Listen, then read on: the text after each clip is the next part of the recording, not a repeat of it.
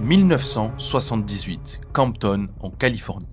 Dans une petite maison de quartier, un homme regarde un match de tennis à la télévision quand soudain, quelque chose se déclenche en lui. Il se lève, attrape quelques feuilles et rédige un document de 78 pages. Dans ces pages, un plan complètement fou. Faire de ses futures filles les meilleures joueuses de tennis au monde. Il détaille tout. L'entraînement, la discipline, le mental, la gestion de l'image publique et des médias, mais aussi la façon de se faire une place dans un sport très peu pratiqué par des athlètes noirs. Son plan est millimétré alors que ses filles ne sont même pas encore nées. Ce plan va changer l'histoire du tennis. Cet homme, c'est Richard Williams.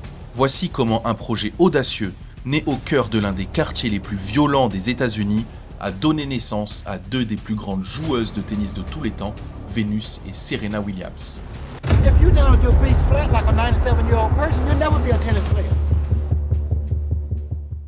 Richard naît le 14 février 1942 en Louisiane, dans un Sud-Américain encore profondément marqué par la ségrégation. Il grandit dans une famille modeste, entouré de 4 sœurs, dans un environnement où la survie compte souvent plus que les ambitions. Très jeune, il développe ce qui deviendra son trait dominant plus tard, ne dépendre de personne, être indépendant, tracer sa route et créer sa propre chance. Après le lycée, il quitte la Louisiane pour le Michigan, puis s'installe finalement en Californie, où il enchaîne les petits boulots. Il se marie une première fois, a 5 filles, puis divorce. À la fin des années 1970, alors qu'il occupe un travail d'agent de sécurité, il rencontre Horace Price, déjà mère de 3 filles. C'est à cette même période que se produit l'événement clé, le jour où il tombe à la télévision sur le tournoi de Roland-Garros. La joueuse qui remporte le tournoi gagne 40 000 $. Richard découvre non seulement un sport qui lui est totalement étranger, mais surtout une idée l'obsède. Ce monde pourrait peut-être être une porte de sortie pour lui et sa famille. Donc Richard, au moment où il a cette idée incroyable, il ne connaît absolument rien au tennis, ni les règles, ni les stratégies, ni quoi que ce soit. Par contre, il a quelque chose que beaucoup de gens n'ont pas. L'assurance qu'il est capable de modifier son avenir et que la chance se provoque. Alors, il s'instruit par lui-même. Il observe, il lit, passe des heures à regarder des vidéos de matchs de tennis. Il analyse les mouvements, les tactiques, le comportement des joueurs. Un de ses premiers coachs sera même un enseignant local surnommé Old Whiskey, qui lui enseigne les bases. Il se renseigne aussi sur tout ce qui gravite autour du tennis, l'environnement médiatique, le comportement des grandes joueuses, la pression psychologique, les stratégies mentales. Et c'est dans ce contexte, avec son passé extrêmement compliqué, sa famille recomposée et son désir d'ascension, qu'il rédige le fameux document de 78 pages détaillant son plan pour que ses futures filles qui ne sont pas encore nées deviennent les meilleures joueuses de tennis du monde. Do you feel inside when you're on the court? I feel good. I feel good. Campton, dans les années 80, est une ville profondément marquée par les gangs, la violence et la pauvreté. Mais Richard a choisi d'y vivre. Selon lui, un environnement difficile forge le caractère. Venus naît le 17 juin 1980 et Serena le 26 septembre 81. Malgré l'environnement difficile, la famille est très soudée. Richard et Horace veillent à ce que leur fille ne manque de rien. Sécurité, discipline, éducation, tout en ayant de grandes ambitions. Dès que les filles sont en âge de tenir une raquette entre 3 et 4 ans, Richard commence à les initier au tennis. Pendant plusieurs années, il applique la première étape de son plan. Il organise des entraînements quotidiens, parfois 2 ou 3 sessions par jour, combinant technique, conditions physiques, exercices mentaux et jeux de stratégie. En 1990, alors qu'elles n'ont pas encore 10 ans, Venus et Serena participent alors à leur premier tournoi junior. Les tournois juniors sont des compétitions qui font s'affronter des jeunes de moins de 18 ans. Le but de ces tournois est de repérer les jeunes talents qui pourraient devenir des joueurs professionnels et de leur donner une expérience de la compétition. Alors, on peut s'imaginer qu'à 10 ans, Venus et Serena ne remporteraient pas grand succès durant leur tournoi junior, mais Venus remportera l'intégralité de ses matchs, cumulant un total de 63 victoires. Serena gagnera 46 matchs sur 49, une ascension absolument incroyable, mais qui, malheureusement, vient avec son lot de négativité. En effet, certains aspects des compétitions juniors pouvaient être vraiment extrêmement toxiques, notamment dans un environnement familial. Alors déjà, il y a beaucoup de pression sur les joueurs. Certains parents se disputent entre eux, parfois les parents étaient odieux avec leurs enfants, en les insultant ou en les maltraitant s'ils ne gagnaient pas ou s'ils faisaient des erreurs. Il y avait aussi beaucoup de critiques acerbes de la part des spectateurs ou des autres familles. Mais Richard, lui, ne veut pas se concentrer sur un succès précoce. Il veut que ses filles deviennent des championnes professionnelles sur le long terme et doit donc se concentrer sur la protection de ses filles face à tout environnement toxique. Faire en sorte qu'elles se concentrent sur leur entraînement, leur technique et leur mental. Il prend alors la décision de retirer Venus et Serena des tournois juniors. Alors évidemment, cette décision, elle va être extrêmement contestée parce que, elle suit absolument pas le parcours classique. Et donc avec ce choix, il prive le système junior de son rôle habituel de fabrique à champions. Richard, qui on le rappelle, n'avait jamais joué au tennis avant d'écrire son fameux plan, se rend compte qu'il a certaines limites dans l'apprentissage que peuvent avoir ses filles. En 91, il décide donc d'aller chercher un coach professionnel pour Venus et Serena. La tâche n'est vraiment pas facile et il fait face à beaucoup de refus. Le tennis n'est absolument pas populaire à Compton et très peu d'entraîneurs professionnels ont l'habitude de former des jeunes enfants noirs. Certains coachs sont sceptiques, trouvant Richard trop ambitieux. D'autres encore pensent que Venus et Serena sont trop jeunes pour suivre un entraînement intensif. Mais sa détermination paye lorsqu'il échange avec Rick Machi, qui est coach en Floride. Richard lui parle de ses filles, lui explique son plan et le convainc de venir les voir jouer. Intrigué, Rick prend l'avion pour se rendre à Compton. Il découvre un terrain en mauvais état. Les deux sœurs ont des raquettes usées, mais dès qu'elles commencent à échanger des balles, il est frappé par leur détermination exceptionnelle, leur rage et leur technique. Il n'en croit pas ses yeux et dit à Richard qu'il a là le prochain Michael Jordan. Richard sourit et lui répond « Non, j'ai les deux prochaines ». I got me the next two.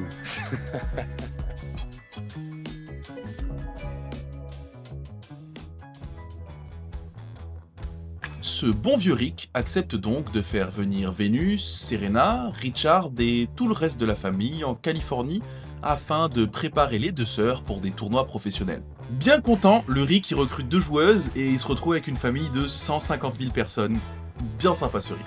Les deux sœurs entrent alors dans un nouvel univers. Les cours sont de qualité, les infrastructures modernes et surtout, elles peuvent enfin s'entraîner sous la supervision du fameux Rick Machi, l'un des meilleurs coachs juniors du pays.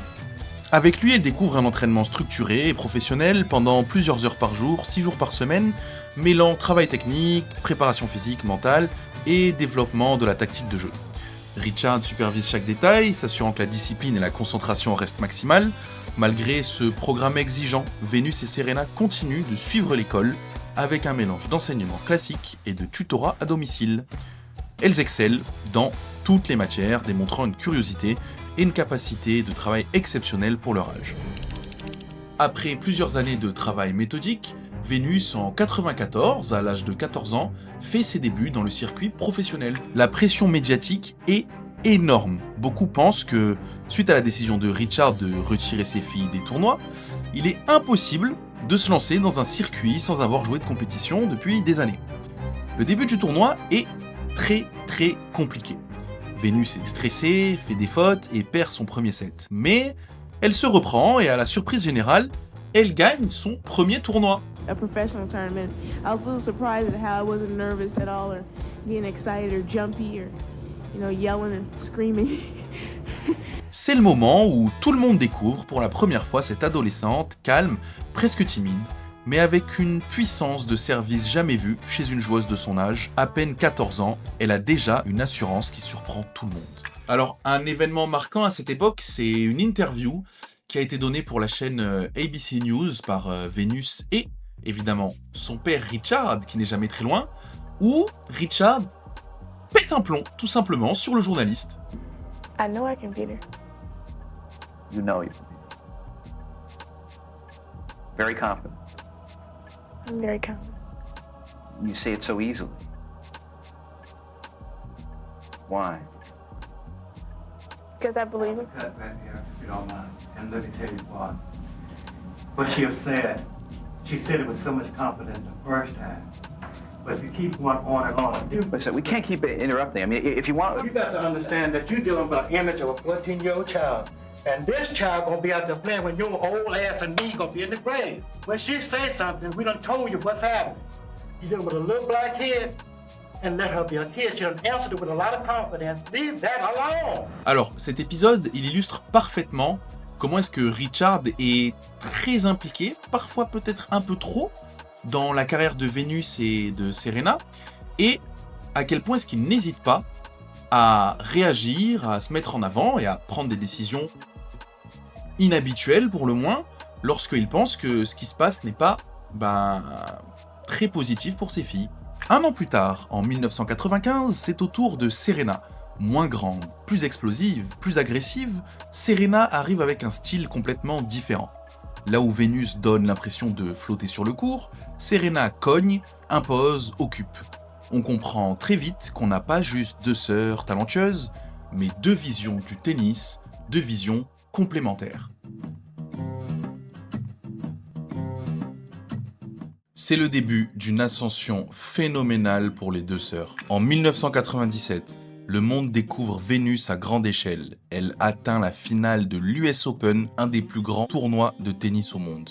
Donc pour Vénus, même sans gagner, cette adolescente de 17 ans qui arrive en finale de l'un des 4 plus grands tournois de tennis au monde, c'est une vraie révélation sportive.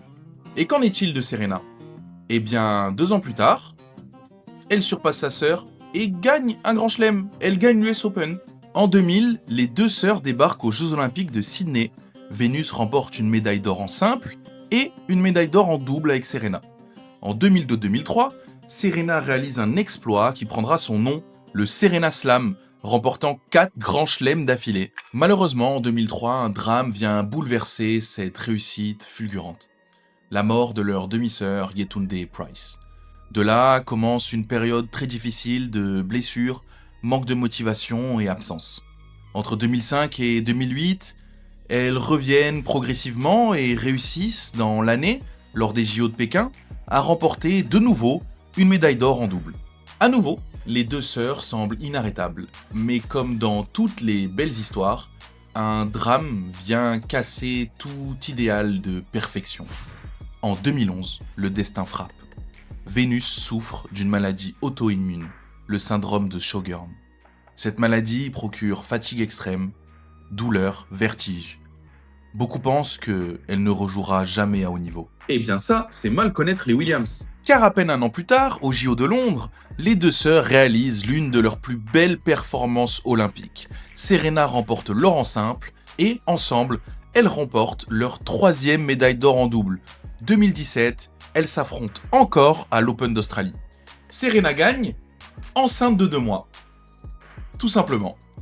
En 2022, Serena quitte progressivement le circuit. Oh my God, thank you so much. You guys were amazing today. I tried, but Oliver just played a little bit better. Thank you, Daddy.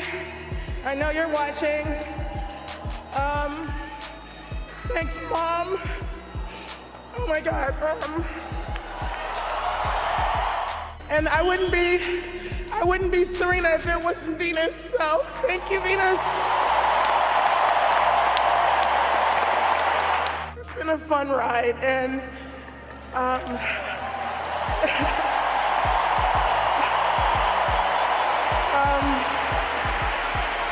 it's been the most incredible ride and journey I've ever been on. I mean, in my life, and I'm just so grateful to every single person that's ever said go Serena in their life. I'm just so grateful because, yeah, you got me here.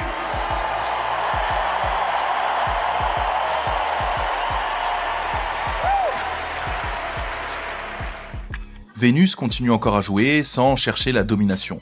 Le bilan, il est absolument stratosphérique, avec, entre autres, 23 titres du Grand Chelem pour Serena, 7 pour Vénus, 14 titres en double, 4 médailles d'or olympiques chacune, et ça, c'est juste une fraction du palmarès des deux sœurs. Alors, il s'agit de certaines des figures les plus influentes du sport féminin qui sont très souvent citées dans les listes des meilleurs sportifs de tous les temps.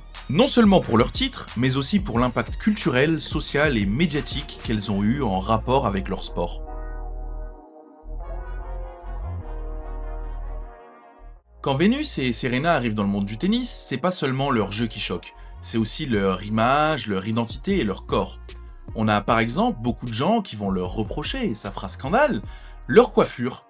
Jugée trop peu professionnelle, ou je vous mettrai des petites photos, elles avaient notamment des tresses avec des perles, beaucoup de tresses avec beaucoup de perles, et les gens diront que ça ne fait pas professionnel, que ça déconcentre pendant les matchs, que ça fait du bruit, et que c'est tout simplement pas dans l'image du tennis.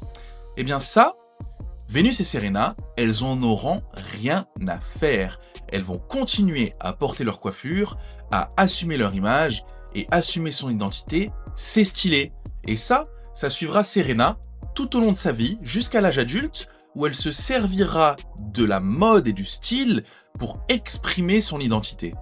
En 2018, quand elle revient sur le circuit après une grossesse qui a failli lui être fatale à cause de caillots sanguins, elle apparaît à Roland-Garros dans une combinaison noire moulante, une tenue médicale autant que symbolique. Elle explique qu'elle porte cette combinaison de compression pour aider à la circulation, mais aussi parce qu'elle se sent comme une guerrière, une manière d'incarner sa propre renaissance. La tenue fait scandale. Un dirigeant du tournoi déclare « Ce genre de tenue n'a pas sa place ici ». Elle fait face à de nombreuses critiques sur son corps, jugé trop musclé, pas assez féminin. I feel like a warrior in it, like a warrior princess kind of queen from Wakanda maybe. I'm always living in a fantasy world, so it's kind of like I've always wanted to be a superhero, and it's kind of my way of being a superhero. I had a lot of problems with my blood clots, and God, I don't know how many I've had in the past 12 months. So it is definitely a little functionality to it. I've been wearing pants a lot in general when I play, so I can keep, the blood circulation going. So it's a fun suit, but it's also functional, so I can be able to play without any problems. Serena répond avec élégance et ironie quelques mois plus tard lors de l'US Open, lorsqu'elle apparaît cette fois sur le court dans une robe tutu noire imaginée par nul autre que Virgil Abloh, une tenue ultra féminine, assumée, un clin d'œil élégant à tous ceux qui lui reprochaient de ne pas l'être assez. Elle montre que la force n'enlève rien à la beauté d'une femme. Pendant ce temps, Venus ouvre un autre front, celui de l'égalité.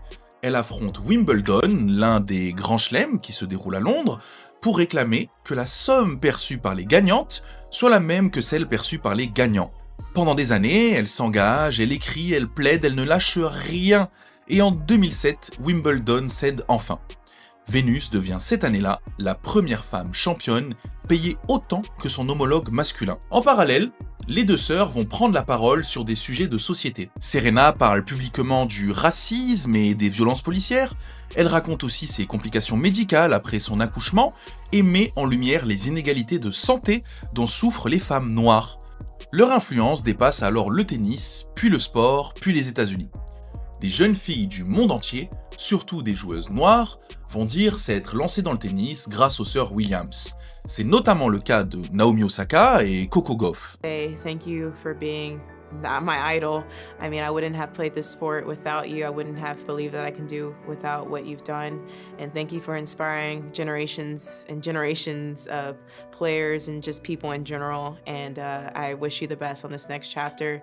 And again, thank you for all that you have done. I just wanted to thank you so much for everything you did for tennis and outside of tennis. I personally wouldn't be here without you, and I know we've had some battles, and I don't know, they've been tough, but watching you as a little kid for me was such a big motivation, and I'm sure there's so many other little kids and even adults out there that look up to you so much, and I know that I still do too. So yeah, thank you for being like our beacon, our pillar of hope.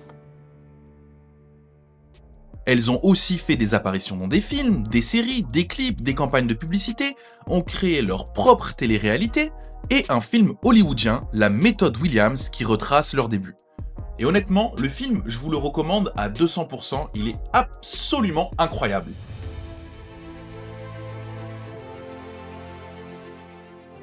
L'impact des sœurs Williams est immense. Elles sont devenues des légendes du tennis, mais surtout, elles l'ont transformé.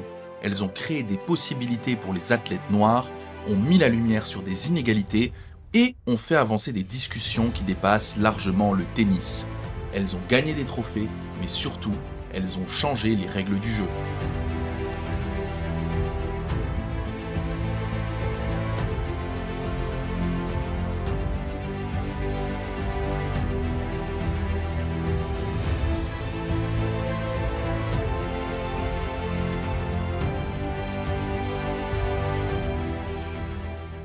Merci à tous d'avoir regardé la vidéo, c'était la première de la chaîne, j'espère vraiment qu'elle vous a plu. Si c'est le cas, n'hésitez pas à vous abonner, à me dire en commentaire ce que vous avez pensé du parcours des sœurs Williams. C'était encore Thibaut, salut!